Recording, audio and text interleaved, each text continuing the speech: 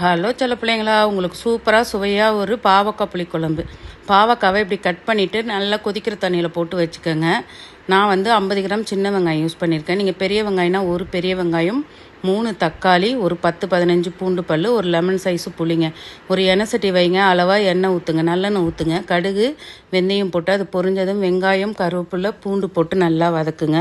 இது நல்லா வதங்கினதும் தக்காளியை போடுங்க. தக்காளியிலே தேவையான அளவு உப்பு மஞ்சத்தூள் போட்டு தக்காளி நல்லா தொக்கு மாதிரி வரும்போது இந்த வெந்நீரில் போட்டு வடிகட்டி வச்சுருக்கோம்ல பாவக்காய், அதையும் போட்டு நல்லா ஒரு 2-3 நிமிஷம் வதக்கிட்டு, நான் வீட்டில் அரைச்ச குழம்பு மிளகாத்தூள் ஒரு 2.5 ஸ்பூன் சேர்த்துருக்கேன். நீங்கள் உங்கள் காரத்துக்கு தகுந்த மாதிரி சேர்த்துக்கோங்க. அதையும் அந்த காயிலே போட்டு நல்லா ஒரு வதக்கி உங்களுக்கு எந்த அளவுக்கு தண்ணி தேவையோ அந்த அளவுக்கு புளியை கரைச்சி ஊற்றுங்க. ஊற்றிட்டு நல்லா உப்பு காரம் புளி டேஸ்ட்டு பார்த்துக்குங்க. எது கம்மியாக இருக்கோ அதை ஆட் பண்ணிக்கோங்க. ஒரு 5 நிமிஷம் ஹை ஃப்ளேம்லேயும் 10 நிமிஷம் ஸ்லோ ஃப்ளேம்லேயும் கொதிக்க விட்டு எடுத்திங்கன்னா ரொம்ப சுவையான ஒரு பாவக்காய் புளிக்குழம்பு ரெடிங்க.